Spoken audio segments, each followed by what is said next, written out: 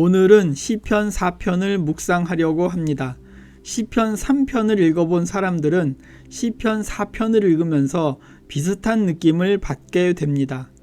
제 생각에는 시편 3편과 4편은 동전의 앞과 뒤요 마치 일란성 쌍둥이 같다는 생각을 합니다. 시편 3편이 어려운 상황에서 맞이하는 아침에 드리는 기도라고 한다면 시편 4편은 어려운 하루를 보내고 맞이하는 저녁에 드리는 기도라고 할 수 있습니다. 우리는 시편 3편을 통해서 우리가 자고 깨는 것이 하나님의 은혜라는 것을 묵상했습니다. 최근에 시편을 다시 한 편씩 읽어가면서 나 스스로 많이 감동을 받습니다. 최근에 시편을 읽으면서는 어느 한 구절도 대충 넘어갈 수 없는 구절이라는 생각을 해봅니다. 시편을 읽는 것 자체가 한편의 설교를 듣는 것과 같다는 생각을 합니다.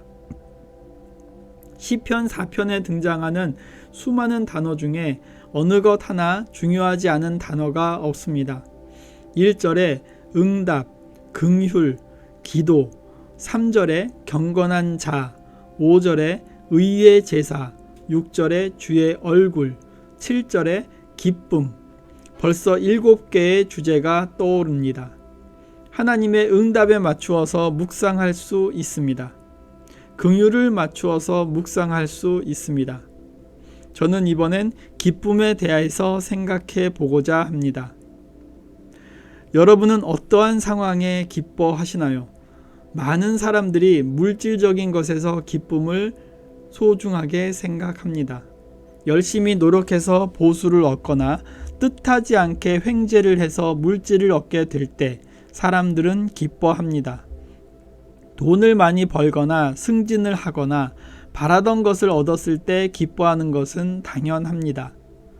우리가 소원하는 것을 가만히 생각해 봅시다.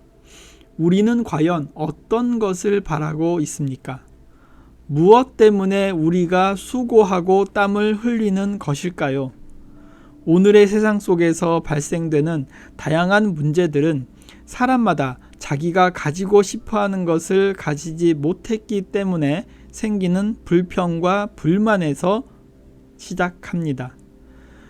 이렇게 물질적인 것, 자기가 가지고 싶어하는 것에서 기쁨을 찾는 세상 속에서 시편 4편은 전혀 다른 것에서 기쁨을 찾을 수 있다고 말합니다.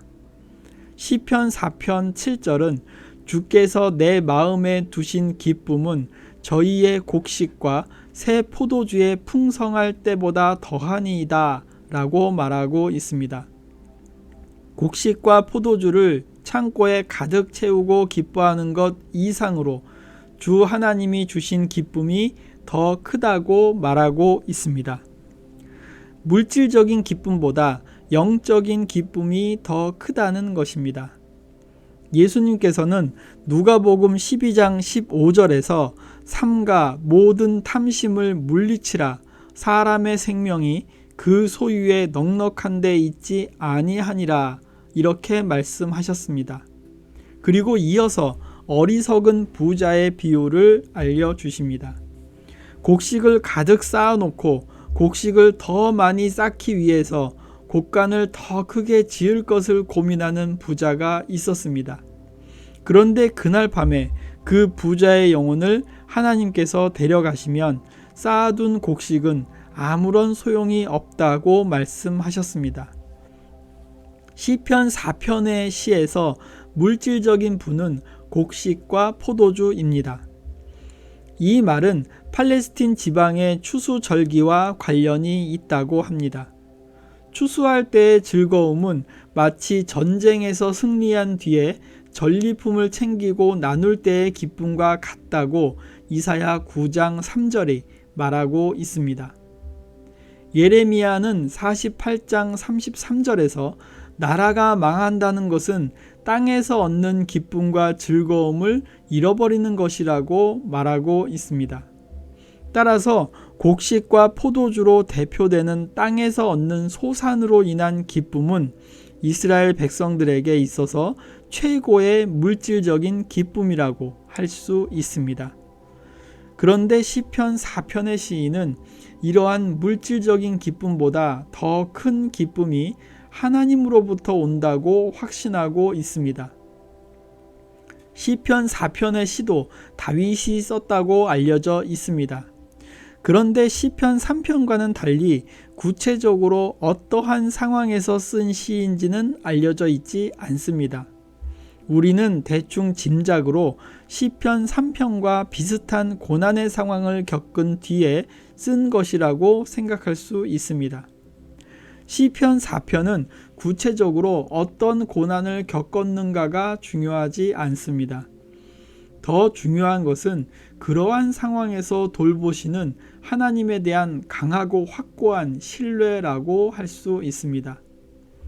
시편 4편 1절에서 곤란 중에 나를 너그럽게 하셨사오니 라는 대목을 통해서 우리는 시인이 과거에 겪었던 고난을 회고하면서 그 어려움 속에서도 자기를 버리지 아니하시고 돌보신 하나님께 감사하고 있음을 알 수 있습니다. 그렇기 때문에 2절에서 자신의 영광을 욕되게 하는 괴로움에 직면해도 낭망하거나 절망하지 않습니다. 그것은 과거에 자신을 도와주신 하나님의 긍휼의 손길에 대한 확실한 신뢰를 갖고 있기 때문입니다. 시인은 하나님께서 자신을 특별하게 선택했기 때문에 어떠한 적대자도 그를 해칠 수 없다는 것을 확신하고 있습니다. 그렇기 때문에 적대자들의 어떠한 음모나 괴휼에도 흔들리지 않고 오히려 그들에게 3절을 통해서 내가 하나님을 부를 때 하나님은 응답해 주신다 자신 있게 말하고 있는 것입니다.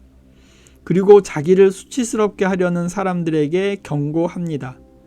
4절을 통해서 시인은 그들에게 남을 해치는 일 대신에 하나님을 무서워하며 떨며 죄를 짓지 말고 잠잠하라 충고하고 있습니다. 많은 성서학자들은 이 시가 성소에서 드리는 예배 속에서 낭독되어졌을 거라고 생각하고 있습니다. 비록 고난의 현장에서 출발했지만 이 시는 신실한 신앙과 경건의 삶, 그리고 구원에 대한 확신을 기도로 표현한 노래이기 때문입니다.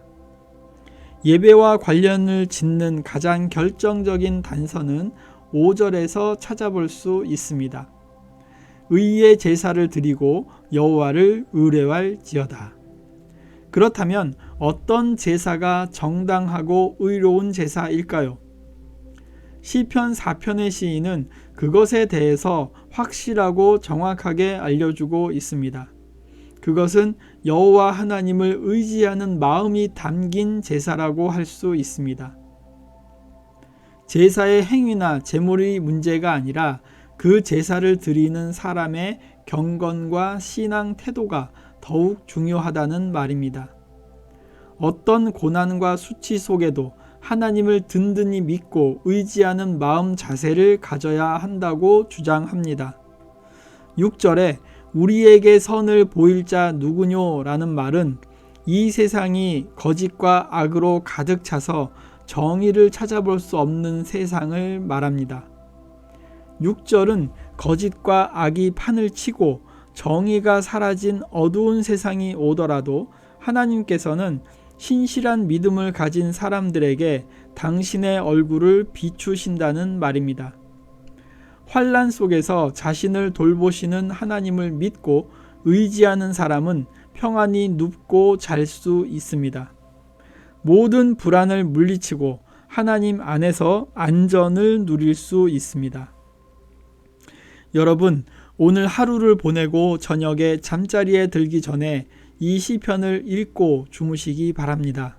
8절의 말씀, 내가 평안히 눕고 자기도 하리니 나를 안전하게 거하게 하시는 이는 오직 여호와시니이다.